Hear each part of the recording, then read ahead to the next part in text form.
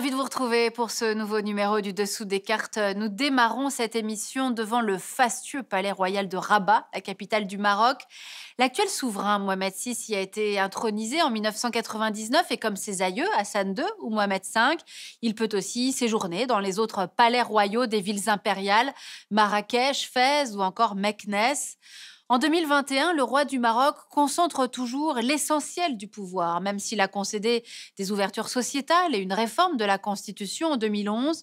Le Maroc, un pays stable dans une région qui ne l'est guère, mais qui n'a résolu, on va le voir, ni ses inégalités criantes, ni la question sahraoui, ni celle de la démocratie et des libertés, sans oublier la montée de l'islamisme radical. Alors tout de suite, voici le dessous des cartes de ce Maroc des rois.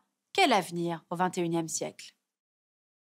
Situé à 14 kilomètres du continent européen, le Maroc se situe au carrefour de l'Union européenne, de l'Afrique et du monde arabe.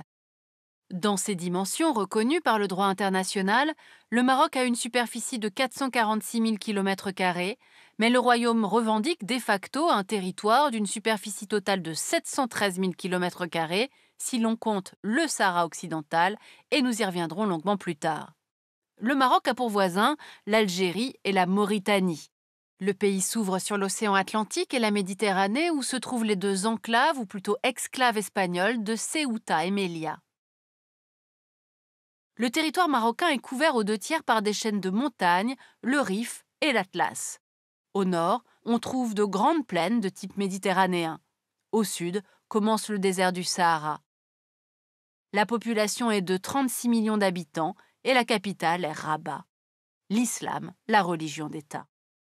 De tous les États musulmans actuels, le Maroc est l'un de ceux qui a préservé son indépendance le plus longtemps, plus d'un millénaire. Ses origines remontent à l'an 789, lorsqu'un prince arabe, Idriss Ier, descendant de Mahomet, fonde à Fès la dynastie idrisside avec le soutien des tribus berbères locales. Dès le XIe siècle, des Berbères, justement, les Almoravides, puis les Almohades, arrivent à unifier, au nom du djihad, un vaste territoire à cheval entre l'Afrique et la péninsule ibérique. Mais en 1212, la bataille de Las Navas de Tolosa marque une étape décisive dans la reconquête chrétienne de la péninsule ibérique. Par la suite, les dynasties marocaines n'auront de cesse de repousser l'expansion chrétienne des côtes du Maghreb. Résultat, au XVIIe siècle, la dynastie alaouite règne sans partage sur un empire indépendant, l'empire chérifien, qui signifie descendant du prophète. À sa tête, le célèbre sultan Moulay Ismaïl instaure un système politique qui repose sur les grandes familles arabo-andalouses et sur l'aristocratie religieuse. Mais au XXe siècle, fin de l'indépendance. En 1912, en effet, le Maroc devient un protectorat français et espagnol, sous une forme singulière, et l'on va voir pourquoi. Résident général de France auprès du sultan de l'époque Moulay Youssef, le maréchal Lyautey gouverne avec le souci de construire un Maroc moderne en respectant les institutions du sultanat chérifien. Cette articulation entre ancien et moderne, entre empire et État-nation, va conférer au Maroc une singularité qui sera cultivée par la monarchie et par les élites du pays. Mais en 1930, Paris tente de soustraire les tribus berbères à l'autorité du sultan. C'est alors le début d'une poussée nationaliste qui ne cessera qu'à l'indépendance du Maroc en 1956. Le sultan devient le roi, sous le nom de Mohamed V, aujourd'hui considéré comme le père du Maroc moderne. L'indépendance du Maroc, qui fut elle aussi singulière dans ses modalités, une indépendance négociée avec la France, ce qui évita sans doute la violence que connut l'Algérie voisine. Autre particularité, le Maroc indépendant ne partage ni l'option socialiste de ses voisins, ni leur anti-impérialisme, ni leur panarabisme ou encore leur système de parti unique. Ce Maroc indépendant et singulier, il va très vite, vous allez voir, se trouver à l'étroit dans ses frontières. En effet, le Maroc remet en cause les frontières imposées par le colonisateur français. En 1958, le Parti de l'indépendance, l'Istiklal, publie cette carte du Grand Maroc qui revendique des territoires qui en auraient fait partie historiquement, une carte reprise ensuite par Mohamed V. 2 guerres devaient naître de ces prétentions marocaines. D'abord en 1963, un conflit sur le tracé des frontières oppose le Maroc à l'Algérie, indépendante depuis peu. Cette guerre des sables s'achèvera finalement sur un statu quo. L'autre désaccord post-colonial est celui du Sahara occidental, l'un des sujets les plus sensibles au Maroc. Voyons pourquoi. La conquête de cette colonie espagnole est pour le successeur de Mohamed V, Hassan II, un enjeu politique. Dès lors, en 1975, au départ des Espagnols de leur colonie, Hassan II lance la fameuse Marche verte. Ses hommes pénètrent au Sahara espagnol et le territoire est alors partagé entre le Maroc et la Mauritanie. La guerre éclate, le Maroc et la Mauritanie font face au mouvement indépendantiste sahraoui du Front Polisario, mouvement soutenu par l'Algérie. Depuis le cessez-le-feu de 1991 et en l'absence à ce jour de référendum d'autodétermination, l'ONU considère toujours le Sahara occidental comme territoire non autonome, non décolonisé. Le Maroc occupe de facto 80% du territoire, alors que le Front Polisario contrôle le reste, toujours soutenu par l'Algérie. Mais revenons à Hassan II, ce monarque qui a marqué l'histoire du Maroc contemporain.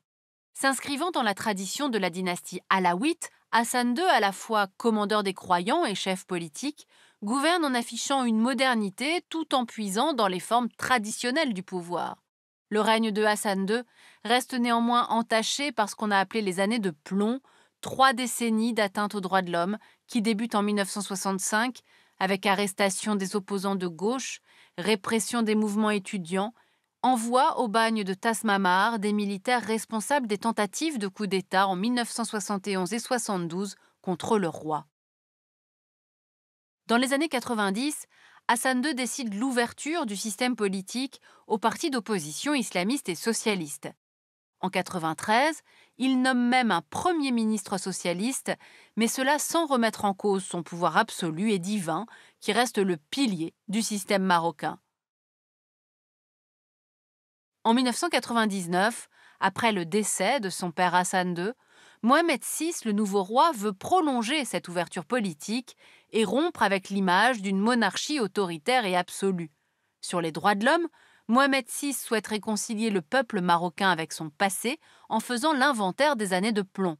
Mais en réalité, la question de la violence d'État va rester largement occultée. Ainsi, lorsque les printemps arabes éclatent en 2011, le Maroc n'est pas épargné et des mouvements politiques remettent en cause les élites jugées corrompues. Mohamed VI réussit à étouffer la contestation en modifiant la constitution qui laisse penser à un rééquilibrage des pouvoirs, mais il n'en est rien.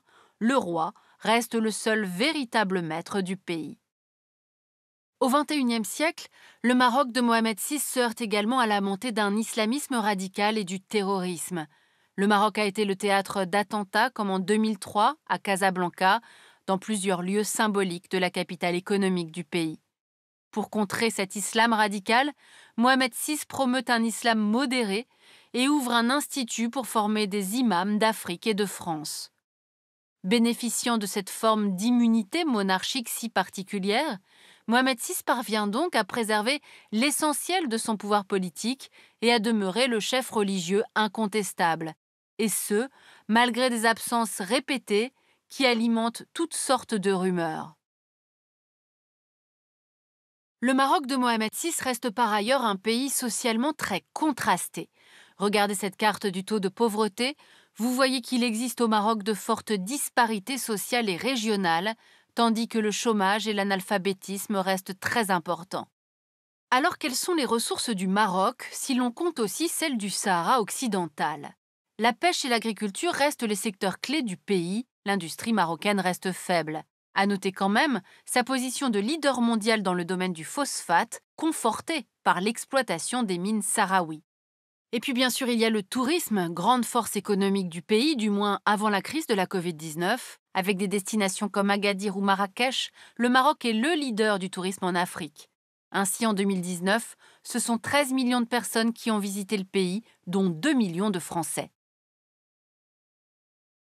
Alors intéressons-nous justement à l'évolution de ce lien entre la France et le Maroc. Depuis le protectorat, ce lien reste important.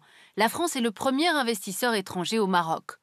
Malgré cela, depuis 2012, c'est l'Espagne qui est devenue son premier partenaire commercial. Plus globalement, l'Union européenne est un partenaire commercial essentiel pour le Maroc. Le Maroc qui est aussi un allié sécuritaire pour l'Union européenne, mais également pour les États-Unis. En 2020, ces derniers ont signé un accord de coopération militaire avec Rabat face aux menaces terroristes. Le Maroc surveille en effet le détroit de Gibraltar et joue donc un rôle important dans la gestion des flux migratoires vers l'Europe et dans la lutte contre le djihadisme. En contrepartie, l'Union européenne, notamment la France, se montre peu regardante sur la question des droits de l'homme et sur celle du Sahara occidental. En conclusion, on l'aura compris, ce Maroc des rois reste stable, c'est vrai, mais à quel prix? Inégalité, absence de démocratie et atteinte aux droits de l'homme. Le compte n'y est toujours pas. Enfin, sur le plan diplomatique, Mohamed VI a rejoint à la fin de l'année 2020 le nouvel axe de ces pays arabes qui affichent désormais leurs relations avec l'État d'Israël, obtenant en échange des diplomates de Donald Trump la reconnaissance du Sahara occidental comme faisant partie du royaume marocain.